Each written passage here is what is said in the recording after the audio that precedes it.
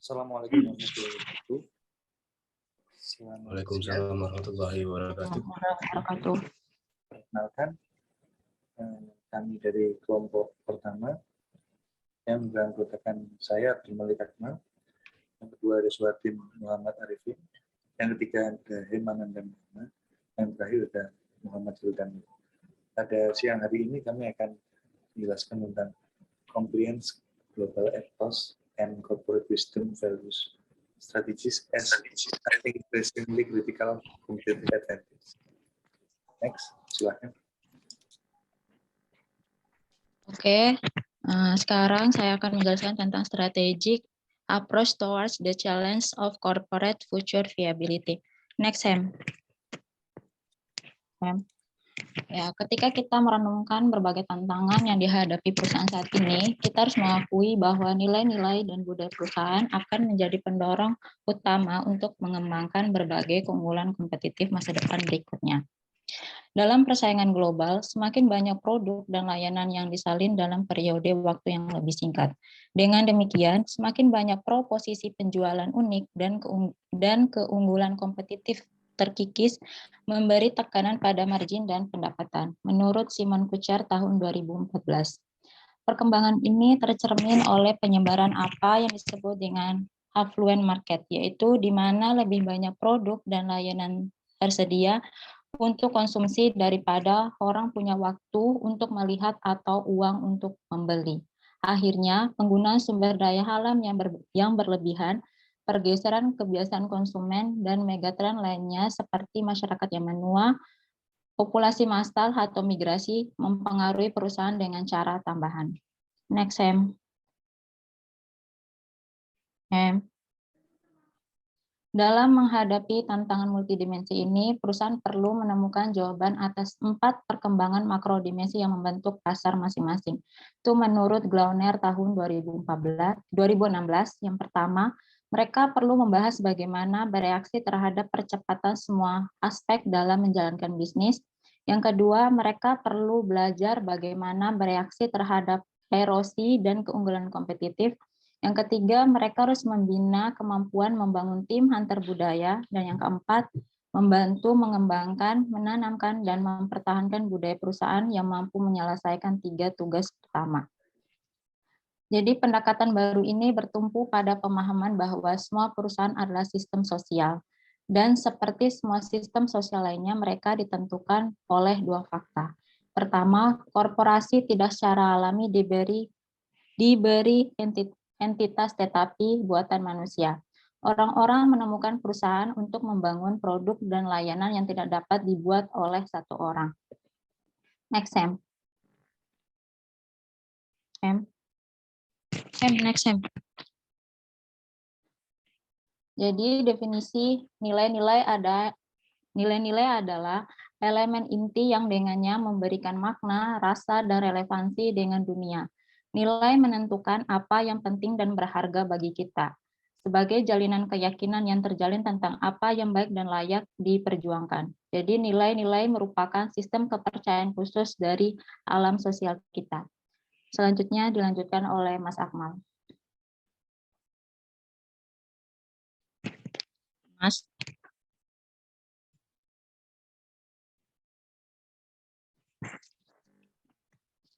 Next ke Mas Akmal.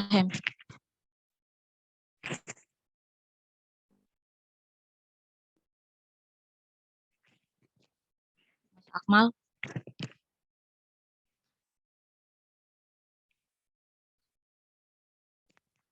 Masih mute.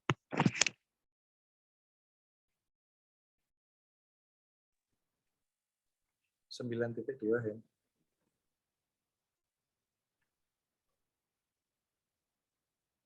Oke, selanjutnya saya akan menjelaskan tentang downside of compliance or the swarm stupidity of group behavior. Jadi kalau kita lihat di literatur, jadi ada perilaku yang dianggap memiliki efek positif untuk perusahaan.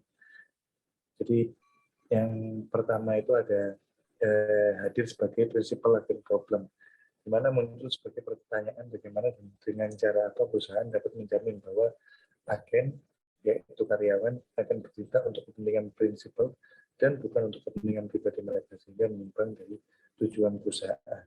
Itu apa yang dikatakan Johnson and McLean 1976. Lalu yang kedua, hadis sebagai tanggung jawab sosial atau corporate social responsibility. Muncul pertanyaan dari karyawan-karyawan lain, bagaimana memastikan bahwa tindakan individu dan perusahaan akan sesuai dengan peraturan perusahaan, hukum, dan lainnya. Lalu yang ketiga, sebagai manfaat ekonomi dari tindakan hukum ini muncul sebagai pendekatan untuk meningkatkan pendapatan yang mengurangi biaya transaksi dengan meningkatkan reputasi merek dan pemberi kerja. Ini menurut Gray and Palmer 1998 dan Hutton et al. 2001. Jadi, hal ini juga menurunkan biaya tindak lanjut untuk perilaku orang-orang yang tidak patut.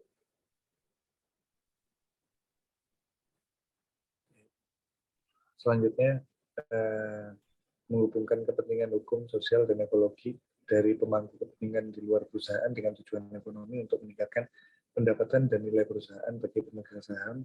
Perusahaan akan menjadi jalan optimal menuju kesuksesan bisnis yang berkelanjutan. Menurut Ellington 1997 dan Fish 2010. Next.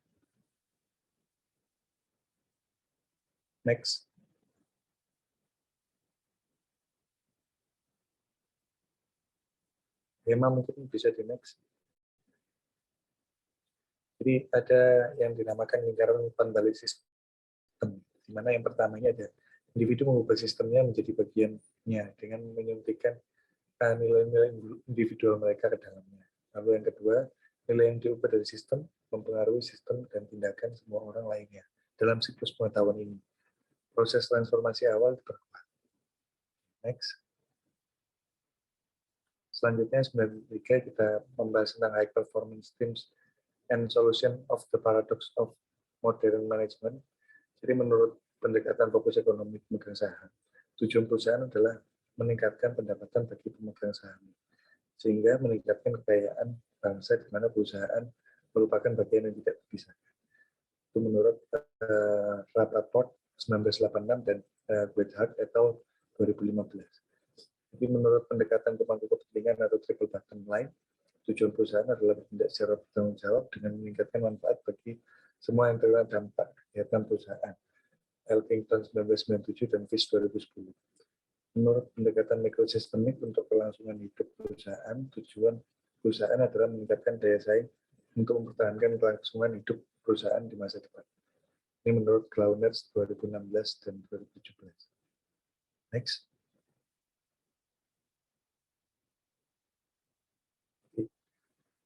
Semua perusahaan itu menghadapi transformasi multidimensi, pasar, dan model bisnis. Transformasi ini didukung oleh bisnis yang mengganggu di satu sisi dan pasar di mana lebih banyak produk dan layanan tersedia untuk konsumsi daripada yang orang punya waktu untuk mempertimbangkan atau membeli di sisi lainnya.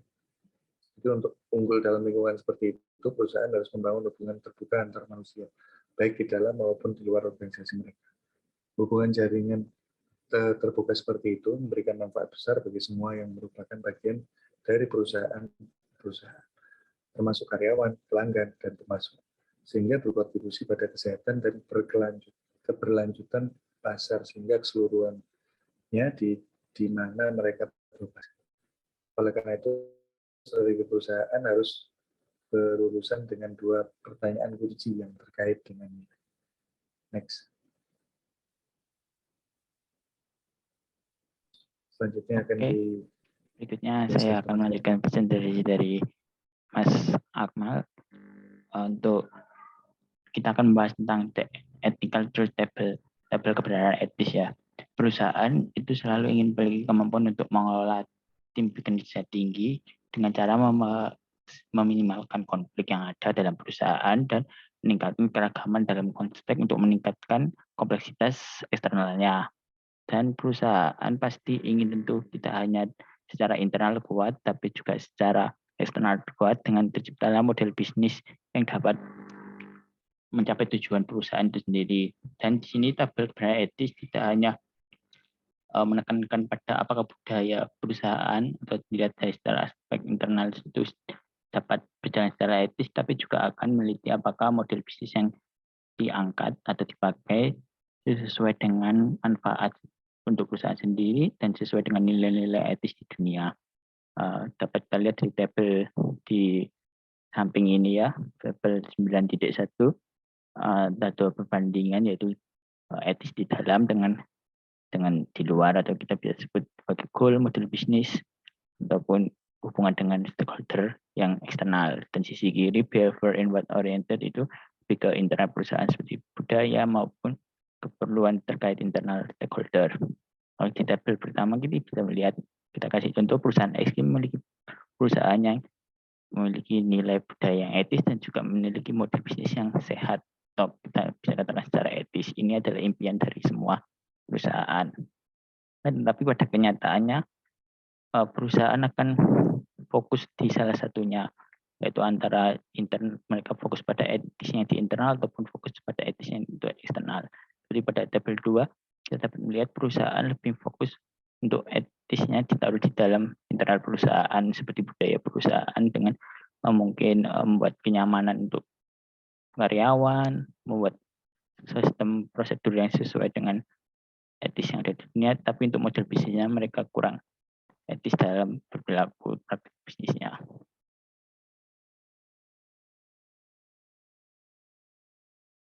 Berikutnya akan dilanjutkan oleh teman saya.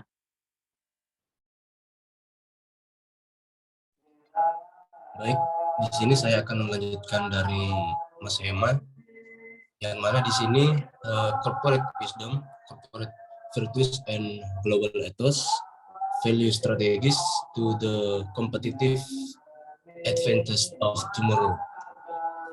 Nah, kebijakan perusahaan dapat diringkas sebagai kemampuan untuk menavigasi perusahaan dengan cara yang tenang dan bagus melalui cuaca dan badai yang berat. Nah, badai ini terdiri dari tantangan perusahaan yang dibahas di bagian pembuka, termasuk kemajuan teknologi yang cepat dan transformasi pasar dalam model bisnis yang multidimensi. Kebijakan perusahaan dengan demikian terdiri dari meningkatkan daya saing dengan menjaga perusahaan tetap fleksibel dan jelas, unik pada saat yang sama. Jadi untuk unggul dalam tugas ini, semua pemangku kepentingan harus ditarik ke dalam sistem perusahaan. Dalam pemahaman tentang penalaran, perusahaan mempunyai model 5 kekuatan, seperti titik referensi yang berguna, pemasok, pelanggan, pesaing, pendatang baru, dan produk baru yang sebelumnya. Sebagai faktor lingkungan yang merugikan, sekarang dapat dianggap sebagai faktor internal untuk meningkatkan nilai tambah. Dalam model baru ini, sistem perusahaan tidak hanya menghasilkan suatu untuk seseorang, melainkan melakukan dalam kerjasama dengan seseorang. Dalam pergeseran fokus perusahaan dari sekedar kepentingan referensial diri dalam imbal hasil dan laba menuju perspektif yang melihat keluar untuk mendorong manfaat dan nilai tambah, serta berperan untuk mempunyai nilai-nilai dari perusahaan, dan budaya perusahaan juga berubah. Budaya perusahaan bukan lagi sekedar kebutuhan untuk mengamankan kerja tim yang lancar dan ramping, tetapi sarana untuk membentuk tim berkinerja yang tinggi yang memberikan manfaat dan nilai tambah. Dalam mengatur fokus ke dalam dan keluar untuk pelaku bisnis ini, nilai-nilai etos dunia berfungsi dalam perusahaan sebagai perkalian kecil untuk menyiapkan budaya perusahaan yang layak di masa depan. Perkalian kecil ini dari budaya perusahaan berbasis etos dunia harus ditetapkan ke depan agar perusahaan dapat mewujudkannya. Dan juga ada perkalian besar, pada dasarnya model bisnis yang menetapkan nilai tambah substansial bagi semua yang terlibat dalam rantai proses pengembangan, pengiriman, dan konsumsi produk dan layanannya. Untuk membangun model bisnis bernilai tambah seperti itu, perusahaan harus memahami bahwa seperti semua sistem sosial lainnya, mereka juga berangkat pada ruang nilai yang tumbuh dari kekuatan dialektika, kepatuhan suatu bentuk kepatuhan yang menciptakan ruang untuk pilihan yang berbeda dan beragam alih-alih, meratakan keragaman dan kreativitas. Oleh karena itu, konfigurasi yang tepat dari nilai-nilai ini, budaya perusahaan akan mengarah pada pengakuan keunggulan kompetitif di masa depan. Yaitu Mas Hema.